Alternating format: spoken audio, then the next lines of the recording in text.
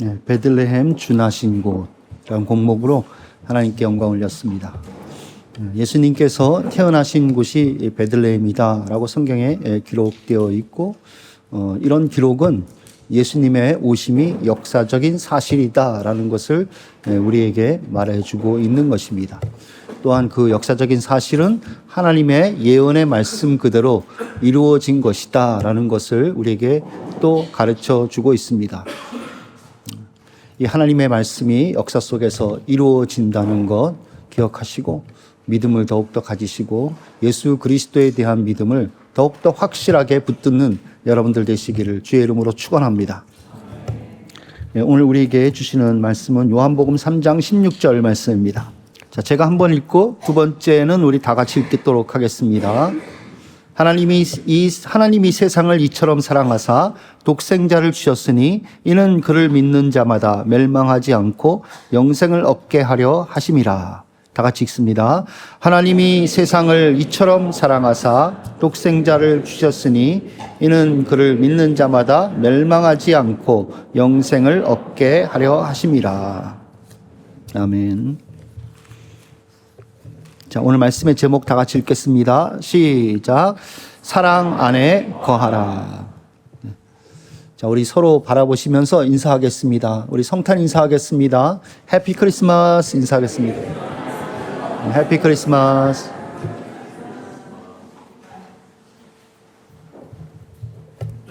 네, 영어를 쓰시려면 영어를 다 확실하게 쓰십시오. 해피 크리스마스입니다요. 그렇게 하지 마시고 해피 크리스마스 이렇게 얘기하십시오. 영국 살면 참 이상하게 되는 것 같아요. 이것도 아니고 저것도 아니고. 자, 오늘 대강절 네 번째 초가 밝혀졌습니다. 네 번째 초는 사랑의 초입니다. 자, 다시 한번 복습해 볼까요? 첫 번째 초는 뭐죠? 소망. 두 번째는 평화. 세 번째는 분홍색 기쁨. 네 번째 오늘 켜진 거 사랑입니다. 매년 헷갈리시죠? 매년 하는데 매년 헷갈려. 그래서 성경이 우리에게 반복하잖아요. 성경을 읽어보시면 특징을 깨닫죠? 반복이 많구나. 하나님은 하셨던 말씀 또 하시는구나. 계속 반복이에요. 반복이지만 거기서 성령이 역사하면 은혜를 얻게 되는 것입니다. 오늘 말씀도 사실 요한복음 3장 16절 말씀, 여기 애우는 분이 태반일 겁니다. 모르는 분이 어디 있겠습니까? 그렇지만 이 말씀을 통하여 성령이 오늘도 우리에게 역사하신다면 새로운 말씀이 되는 줄 믿습니다. 자, 오늘 우리가 2025년도 이제 두 주를 남겨놓고 있습니다. 두 주가 지나가게 되면 2026년이 되죠. 그 다음에는 뭐가 될까요?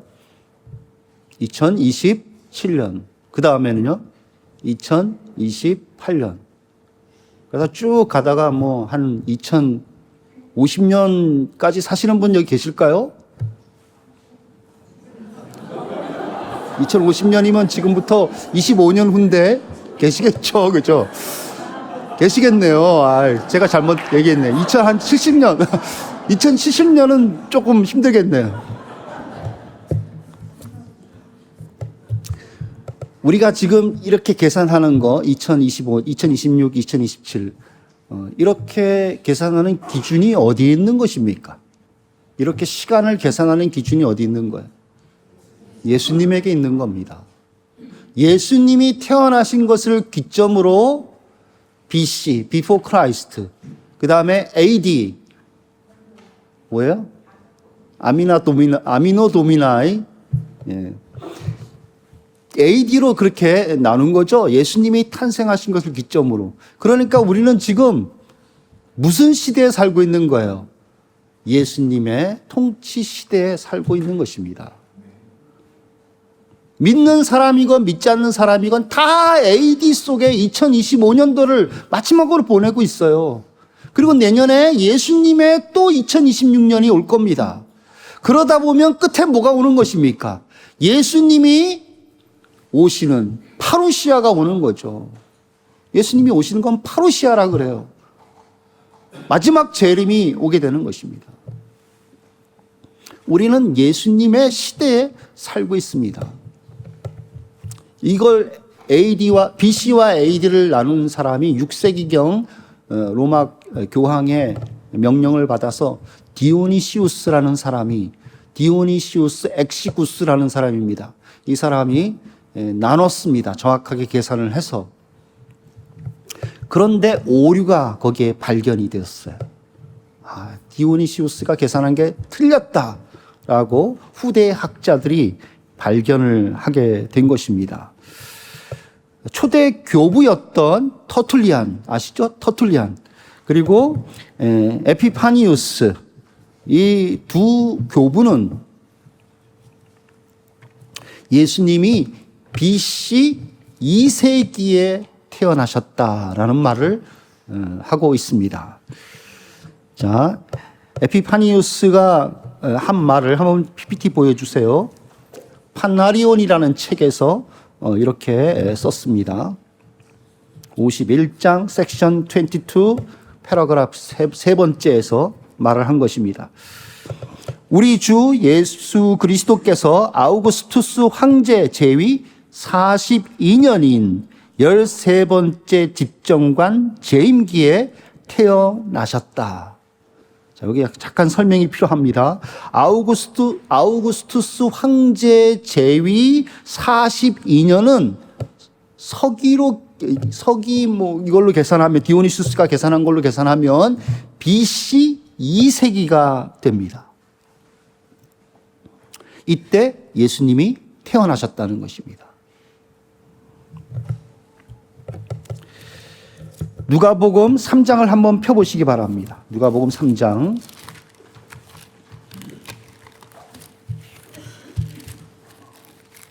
누가복음 3장 1절을 보시면 디베리오 로마 황제를 소개하고 있습니다. 디베리오. 자, 3장 1절 한번 다 같이 읽겠습니다. 시작. 디베리오 황제가 통치한 지 15해 곧 본디오 빌라도가 유대의 총독으로, 헤롯이 갈릴리의 분봉왕으로, 그 동생 빌립이 이두레와 드라고닛 지방의 분봉왕으로, 루사니아가 아빌렐레의 분봉왕으로, 이렇게 되어 있습니다. 당시 역사적인 상황을 쭉 지금 기록을 하고 있는데, 바로 이 디베리오 황제가 통치한 지 15해라고 말하고 있는데, 이것을 이 디오니시우스의 계산법에 의하면 AD 28년이 됩니다. AD 28년. 그런데 밑에 쭉 내려와서 3장 30절을 보십시오. 자, 만약에 이게 정확하게 맞다면 예수님의 나이가 몇 살이 돼야 돼요? 그렇죠. 28이 돼야 됩니다. 근데 30절을 보십시오. 30절에 보시면, 30절? 제가 잘못 폈네.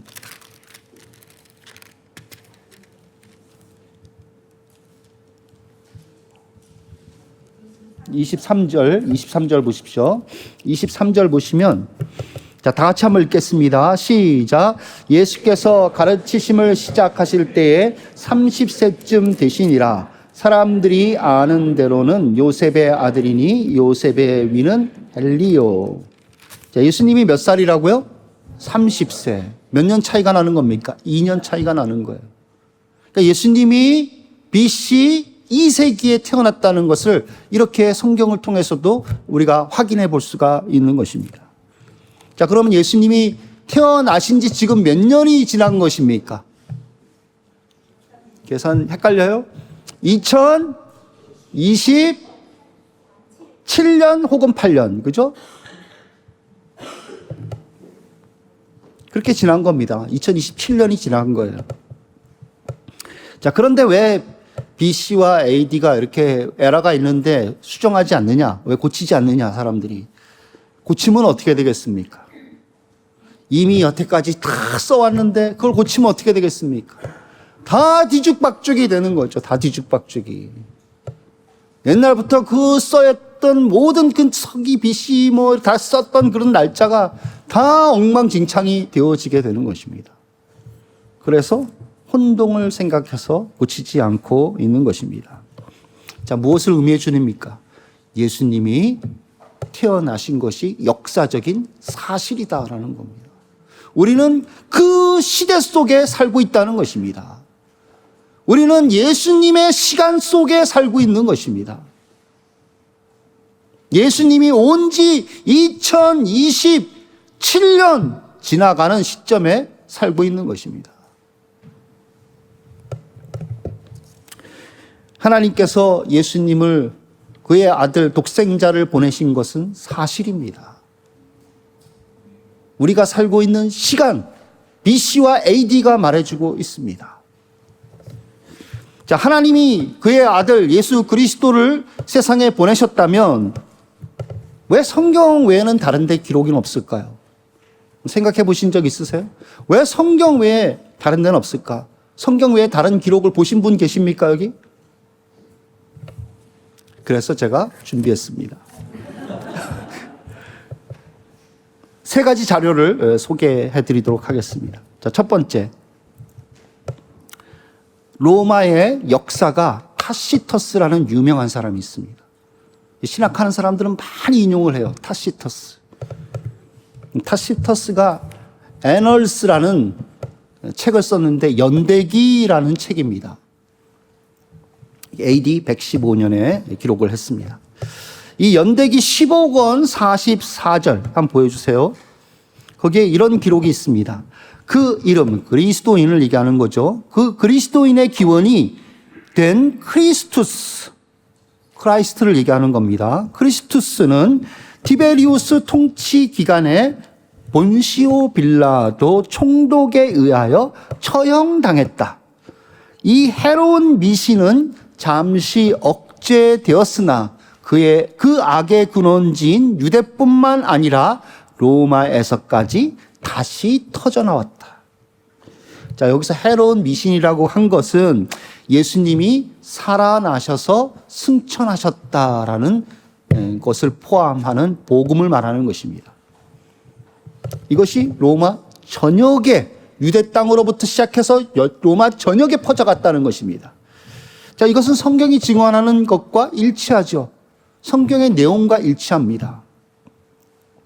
그러나 이 타시터스가 바라보는 관점은 다릅니다. 타시터스는 로마인의 관점에서 로마의 사회적인 정치, 종교적인 관점에서 지금 바라보고 있는 것입니다.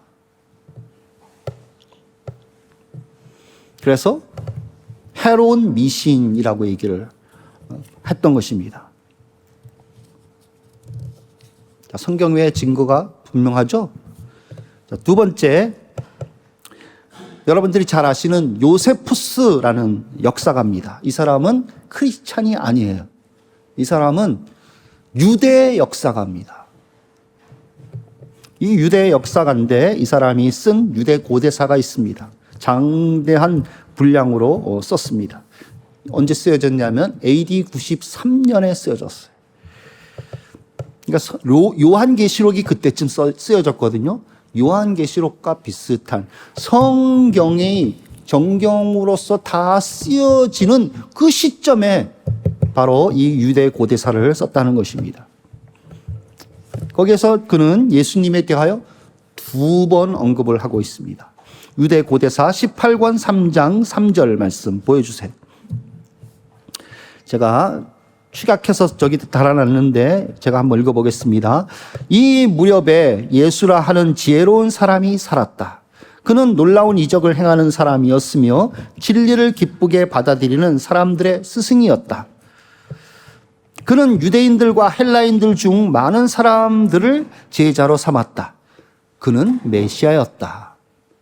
메시아였다라는 것이 이 요세푸스의 개인적인 고백인지 아니면 이 당시에 그리스도인들이 그렇게 믿었다는 것인지 알 수가 없습니다. 약간 애매하게 썼기 때문에 그렇습니다. 계속해서 말합니다. 우리 사회의 지도층 인사들이 그를 고발하자 빌라도는 그를 십자가에 처형하도록 판결했다. 그러나 처음부터 그를 사랑했던 사람들은 그에 대한 사랑을 저버리지 않았다. 그는 사흘째 되는 날 다시 살아나 그들 앞에 나타났다. 이는 하나님의 선지자들이 이미 그에 대해 예언했던 수만 가지 경이로운 일들 중 하나였다. 그리고 그의 이름을 따서 부르는 그리스도인이라는 족속이 오늘까지 사라지지 않고 남아있다. 이 요세푸스가 당시 복음서를 가지고 이렇게 기록을 한 것인지 아니면 다른 사람들이 남겨둔 기록을 가지고 이렇게 기록을 한 건지 알 수가 없습니다. 그러나 분명한 것은 역사를 기록하는 사람이 믿을 만한 사료를 가지고 이렇게 기록을 했다는 것입니다. 요세푸스의 유대 고대사는 많은 역사가들이 인정하고 있는 역사적 사료입니다. 자, 두 번째, 유대 고대사 20권 9장 1절입니다. 대제사장 안나스를 얘기하죠. 성경에는 안나스로 되어 있습니다. 안나누스는 공회 의원들을 소집하고 그리스도라고 불리는 예수의 형제인 야고보라 하는 사람과 다른 몇 사람을 그들 앞에 세웠다. 그는 그들이 율법을 어겼다고 고발하며 돌로 치라고 내주었다. 야고보가 죽임을 당했다라는 것이 성경에 기록되어 있습니다. 근데 그 당시 제사장이 누구인지는 몰라요. 그러나 요세푸스는 분명히 말하기를 안나스였다라고 추가로 기록하고 있는 것입니다. 성경의 내용과 일치하고 있다는 것입니다. 자, 세 번째 문헌입니다. 세 번째 문헌은 잘 아시는 탈무드입니다. 탈무드는 두 가지 탈무드가 있어요. 예루살렘 탈무드, 바벨로니아 탈무드가 있습니다. 바벨로니아 탈무드는 AD 3세기부터 쓰여져서 6세기에 완성되었어요. 탈무드는 유대의 초대부터 있었던 유대의 전승들 혹은 어록들 그런 기록을 가지고 모아놓은 것입니다. 그래서 1세기부터 있었던 그런 모든 유대 전승들을 모아놨어요. 그래서 역사적인 사료로 인정받고 있는 것입니다. 자, 여기서 예수님의 십자가의 처형을 아주 적대적으로 묘사하고 있습니다. 바벨로니아 탈무드 산헤드린 43절에 이렇게 기록되어 있습니다. 보여주세요. 6월절 전날에 예수가 매달려 죽었다. 처형 40일 전부터 전령이 돌아다니며 이렇게 외쳤다. 그가 마술을 부려 이스라엘을 미혹하고 배교하게 만들었으므로 돌에 맞아 죽을 것이다. 그를 변호할 내용이 있는 자는 누구든지 나와서 말하라. 그러나 아무도 그를 변호하려고 나타나지 않았다. 결국 그는 6월절 전날에 매달려 죽었다. 당시 성경이 예수님이 십자가에 매달리시기 전에 제자들의 모습을 묘사하고 있죠. 다 무서워 두려워 벌벌 떨며 심지어는 예수님을 베드로는 3번이나 부인했습니다. 그런 성경의 묘사와 일치하고 있지 않습니까? 이렇게 성경 외에서 예수님에 대하여 기록을 하고 있다는 것입니다.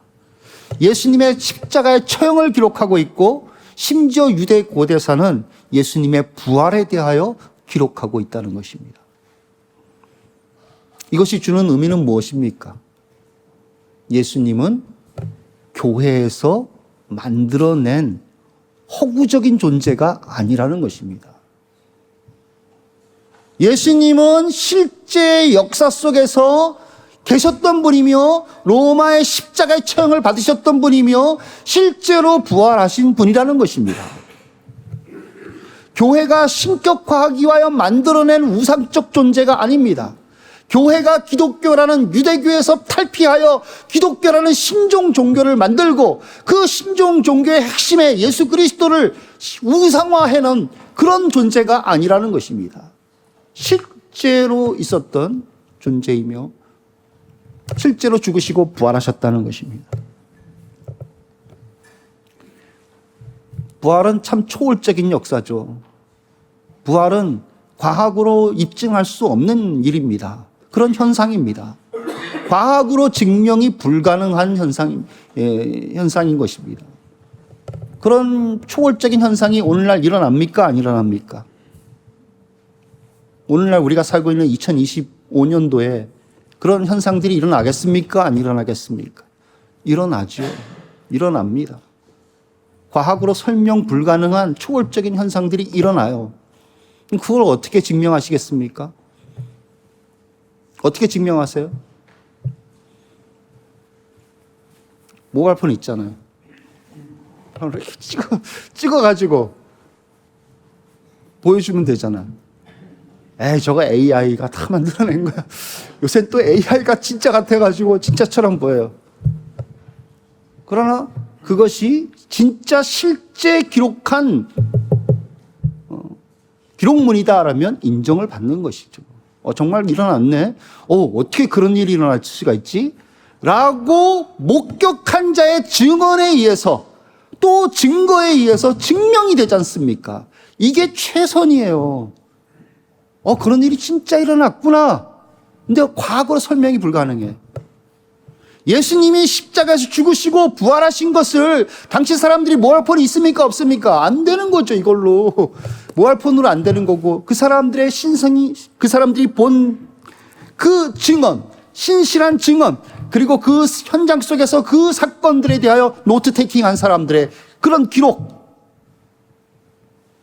그런 자료들을 가지고 정말로 일어났구나 라고 알게 되는 것입니다. 예수님은 죽으셨다 부활하셨습니다. 부활이 맞다면 예수님의 탄생 모든 사건이, 동정녀 탄생 모든 사건들이 다 맞는 것입니까? 맞지 않는 것입니까? 다 맞는 것이 되는 것입니다. 깡그리 맞는 것이 되는 것입니다.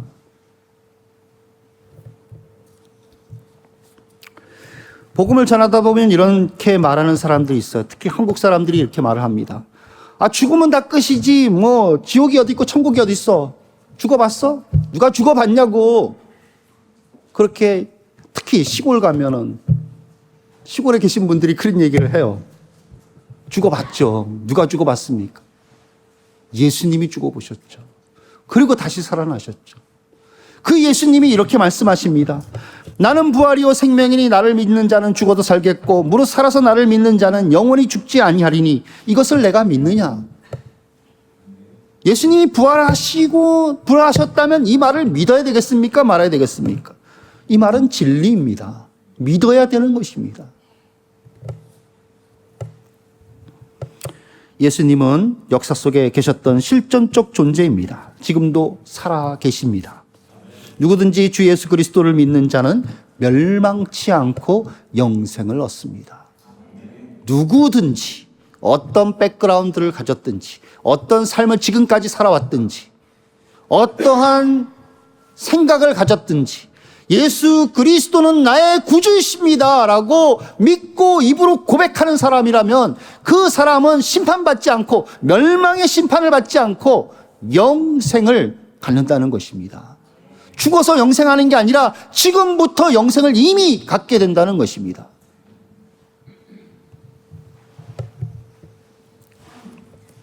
지금부터 영생을 갖습니다. 그 증거가 믿음 아니겠습니까? 나는 예수님을 믿습니다. 이 보화가 여러분 속에 있습니다. 이 보화를 발견하시기 바랍니다. 이 보화는 기도와 말씀으로 보게 됩니다. 그리고 그 가치를 발견하게 됩니다. 기도와 말씀 속에서 이 보화를 발견하시고 이 크리스마스 시즌에 진정한 기쁨을 얻으시기를 주의 이름으로 축원드립니다. 자, 세 번째 우리가 생각해 볼 것은 하나님이 우리를 사랑하신다는 것입니다. 하나님께서 예수님을 보내주신 이유는 우리를 사랑하시기 때문입니다.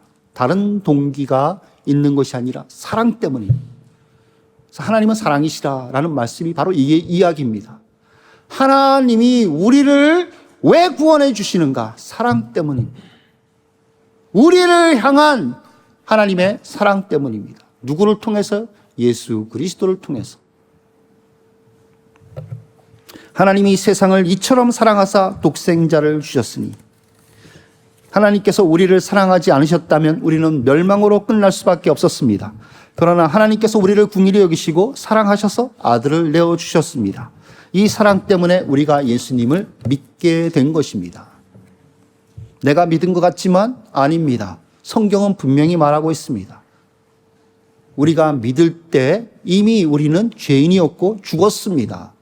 눈을 뜰 수 없는, 예수님을 알아볼 수 없는 어둠 속에 속한 존재요. 눈이 가려져 있는 봉사와 같았습니다. 그런 존재를 하나님께서 긍휼히 여기시고 우리 속에 생명을 넣으셔서 보게 하시고 믿게 하신 것입니다. 여러분이 예수님을 믿은 때가 언제입니까? 다시 말하면 여러분들이 예수님을 믿은 상태가 어떤 상태에서 예수님을 믿었습니까? 어떤 상태에서? 저는 중학교 때 믿었는데요. 그런 시간의 흐름 말고요. 그때 어떤 상태였습니까? 성경은 가르쳐 주기를 죄인 되었을 때다라고 말하고 있습니다. 성경은 가르쳐 주기를 원수였을 때다라고 말하고 있습니다. 다른 말로 하면은 이게 비유가 될지 모르겠지만 완전 불신자였을 때죠. 제가 다른 비유를 쓰려다 보니까 적절치 않네요. 이랬을 때 하나님께서 우리에게 예수님을 믿을 수 있도록 은혜를 주셨다는 것입니다.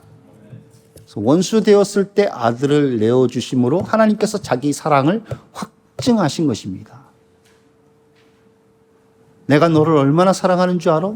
네가 잘나서 사랑하는 게 아니야. 네가 원수 되었을 때 그때 내가 너를 사랑했어. 네가 죄인이었을 때, 더러운 죄인이었을 때 내가 너를 사랑했어. 그래서 믿게 한 거야. 이걸 성경이 로마서 5장에서 말하고 있습니다. 자, 5장을 한번 보십시오. 5장 10절 말씀. 5장 10절 말씀 다 같이 한번 읽겠습니다. 시작.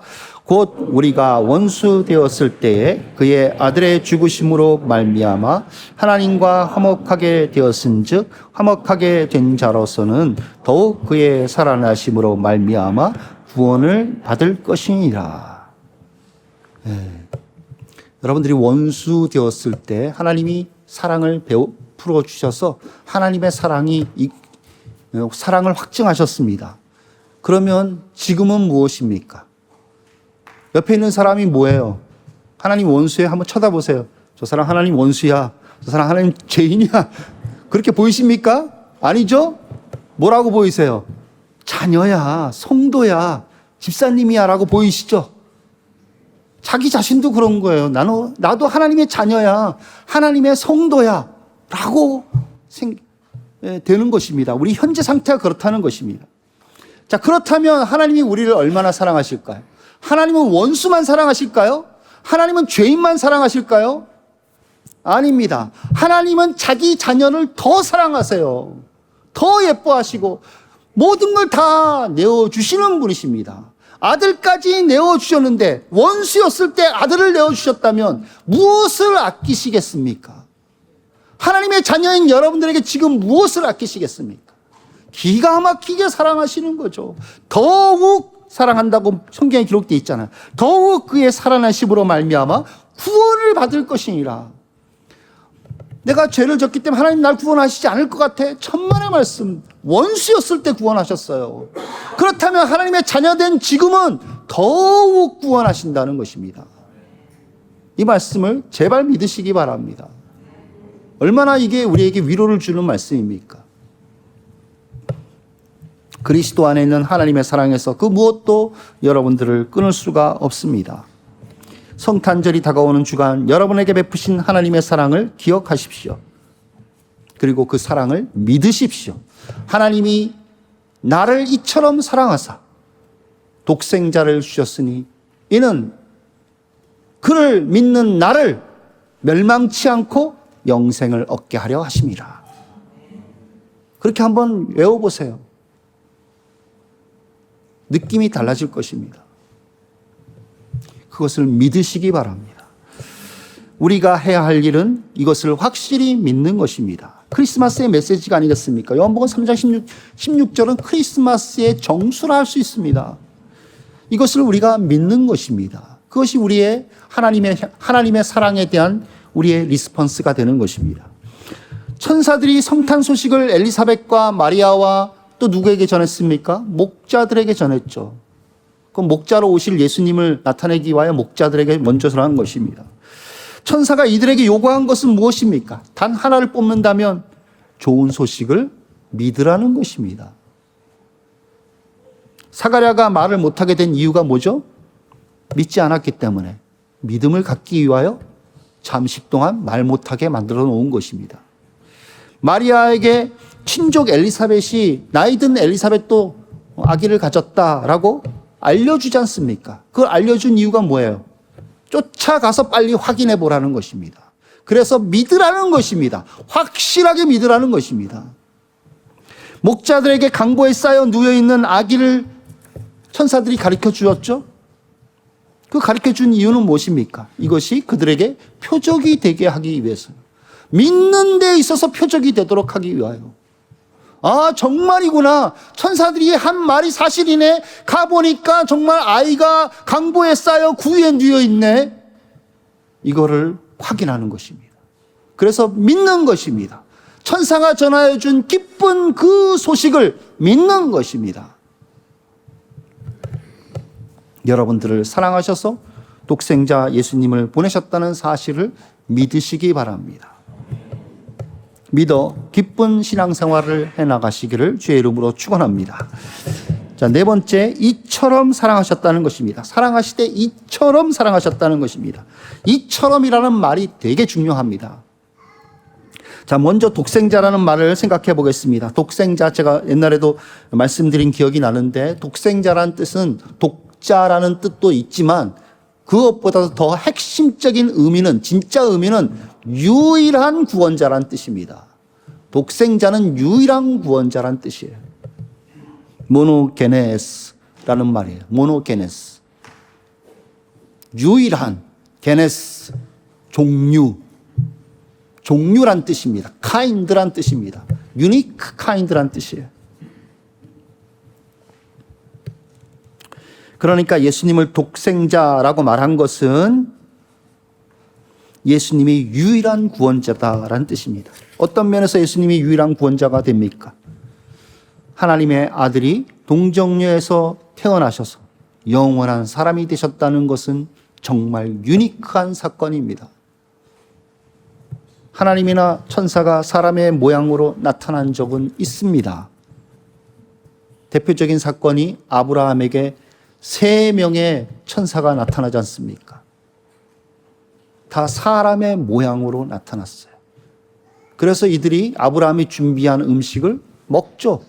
아마 고기를 뜯어 먹고 치즈를 먹고 음료수를 마셨을 겁니다.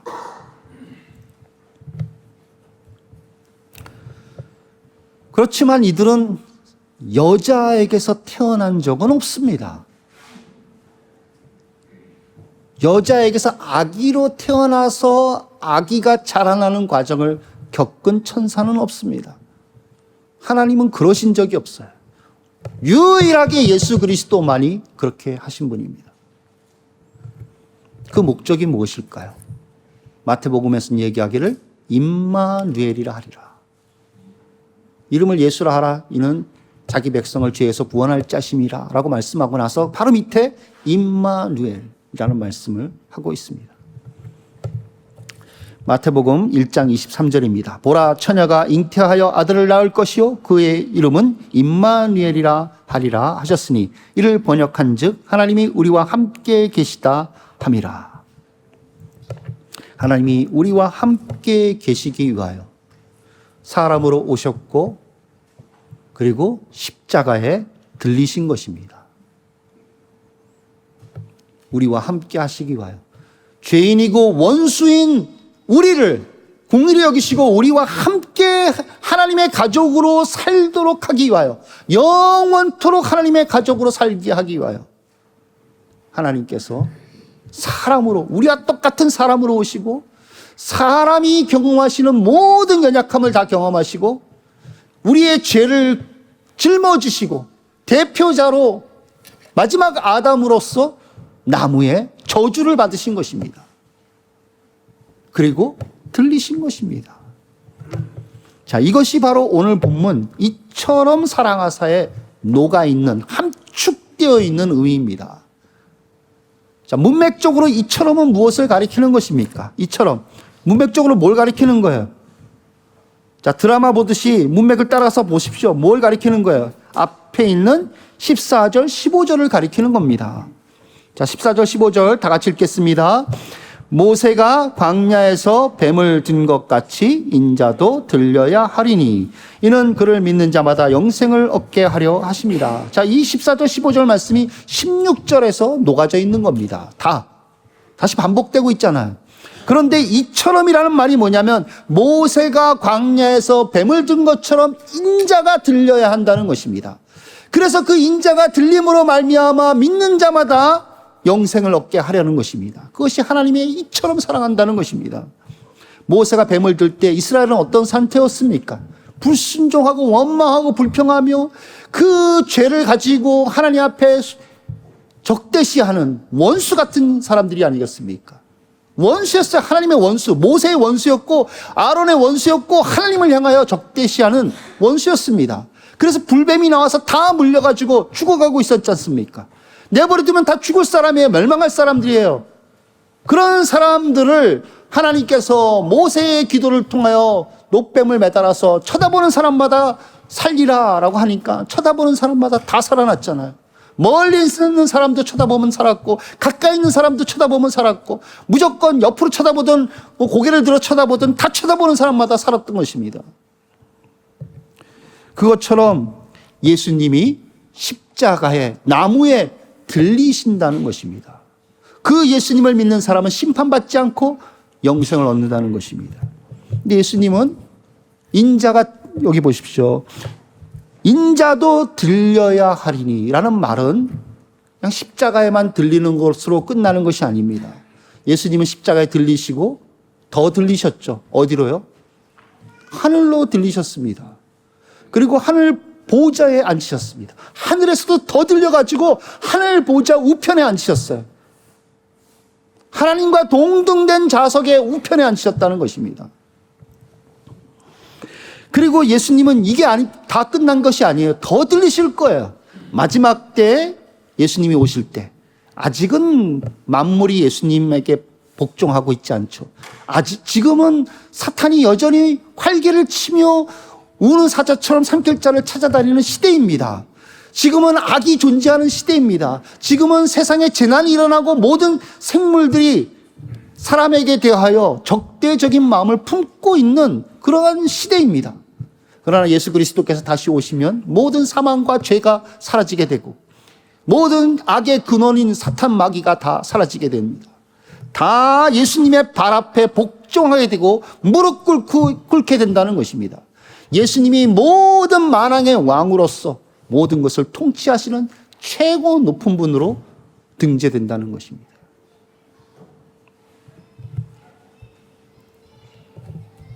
이렇게 높아지신다는 거예요. 이렇게 들리신다는 거예요. 그 들림의 시작은 뭐라고요? 십자가입니다.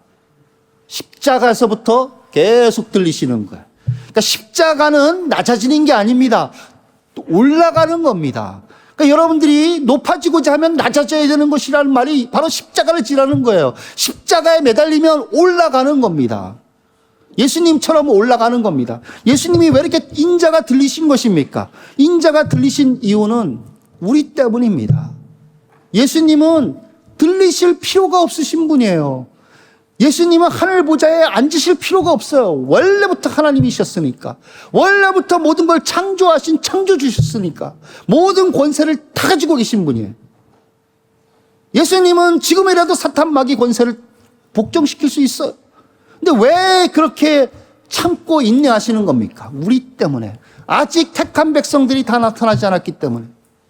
우리 때문에 사람이 되셨고, 우리 때문에 십자가에 달리셨고, 우리 때문에 부활하셨고, 우리 때문에 승천하셨고, 우리 때문에 하늘 보좌에 앉으셨고, 우리 때문에 마지막 올 때 만왕의 왕으로 지배하시는 겁니다.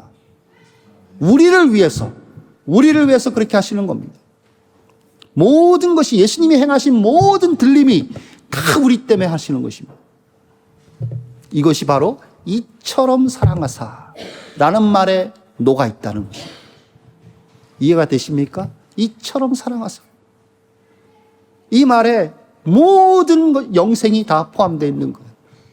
그러니까 영생을 얻는, 이처럼 사랑하사 멸망치 않고 영생을 얻게 하려 하심이라.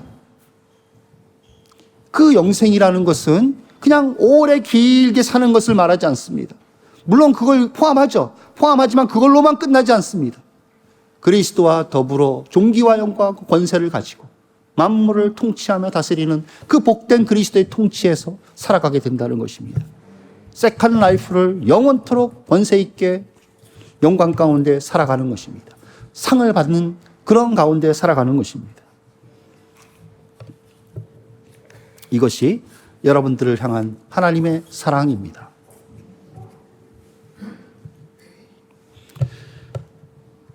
그러므로 요한복음 3장 16절의 말씀은 우리에게 어떻게 신앙생활할지를 알도록 하는 그 뉘앙스가 담겨 있습니다.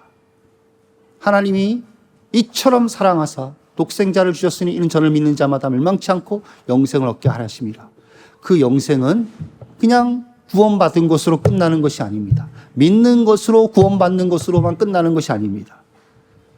이 영생을 주님께서 높이 들리실 것을 바라보며 우리도 사모하며 그렇게 그리스도를 의지하며 살아가는 것입니다.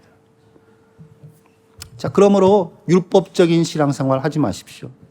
하나님 사랑 안에 거하는 신앙생활을 하시기 바랍니다. 율법적인 신앙을 안 할 것 같죠? 천만의 말씀. 예수님을 믿고 복음을 믿는다는 성도들 대부분이 다 율법적인 신앙생활을 합니다. 자기의 양심이 율법이 되고 자기의 삶의 규율이 율법이 되고, 그래서 성경 말씀도 심지어는 사람을 비판하는 잣대로 사용하게 되고 그것을 가지고 무기로 사용하게 되는 것이 다 율법적인 심리에서 나온 것이 아니겠습니까? 만약에 하나님의 사랑을 알고 복음을 알고 그 사랑에 젖어 있다면 긍휼히 여기게 되죠. 불쌍히 여기게 되죠.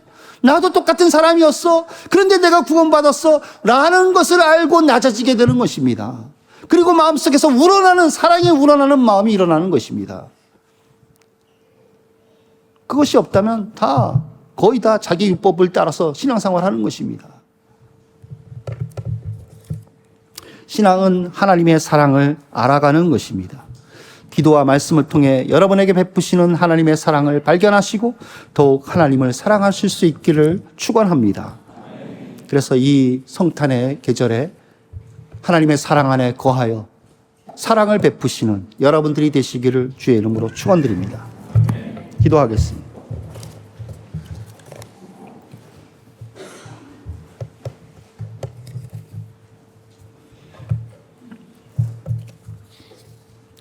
하나님이 세상을 이처럼 사랑하사 독생자를 주셨으니 이는 저를 믿는 자마다 멸망치 않고 영생을 얻게 하려 하심이라. 이 말씀이 우리 가운데 이루어졌습니다.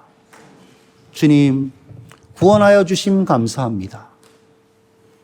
이제부터 주님의 그 사랑을 다시 확인하고 다시 영생을 향하여 바르게 살 수 있도록 도와주시옵소서. 율법적으로 신앙생활하지 않게 도와주옵소서. 세상적으로 신앙생활하지 않도록 도와주옵소서. 하나님의 그 사랑을 깨달으며 사랑 안에 거할 수 있도록 도와주시옵소서. 영생을 얻은 자 되었사오니 더욱더 영생을 사모하며 추구하도록 도와주시옵소서. 합심으로 기도하도록 하겠습니다. 하나님 아버지, 은혜를 감사합니다. 하나님 아버지, 예수 그리스도께서 이 땅에 오신 것은 하나님 변함없는 진리이며 사실입니다. 하나님, 그 예수 그리스도께서 나를 부르시고 그 은혜의 역사를 나에게 허락하여 주신 것도 하나님 진리이며 사실입니다.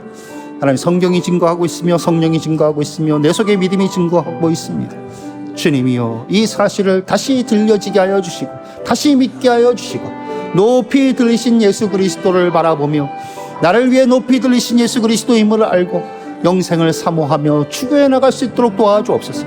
하나님이 이처럼 나를 사랑하셨다는 것을 기억하며 그 하나님의 사랑에 감격하여 살아갈 수 있도록 하나님 도와주시옵소서. 하나님 아버지, 아직도 죄성이 있어서 하나님 세상의 것을 추구하며 하나님 아버지 율법적으로 신앙생활하며 자기 의를 따라 신앙생활할 때가 있습니다. 긍휼히 여겨주시고 복음이 들려지게 하시고 복음을 붙잡고 살아갈 수 있도록 하나님 도우시고 역사하여 주시며, 이 크리스마스 시간에 하나님 더욱더 그리스도의 사랑을 기억하며 그리스도의 사랑 안에 거하는 저희들 될 수 있도록 하나님 도우시고 역사하여 주시옵소서. 하나님 아버지, 예수 그리스도께서 오신 성탄의 계절에 우리가 다시 복음을 들을 수 있도록 도와주시옵소서. 하나님의 사랑을 다시 깨달게 하여 주옵소서. 하나님이 이처럼 나를 사랑하셨다는 것을 기억하게 하여 주옵소서. 예수 그리스도께서 십자가에 들리시고 높이 들리셨다는 것을 기억하며 우리도 그 예수 그리스도의 영광과 존귀, 그것을 바라보게 도와주옵소서. 그런 말미암아 영생을 추구해 나가는 삶을 살 수 있도록 도와주시옵소서. 이것은 하나님의 사랑을 깨닫는 데서부터 시작되는 것을 믿습니다. 사랑을 알게 하시고 사랑 가운데 거하게 하여 주시옵소서.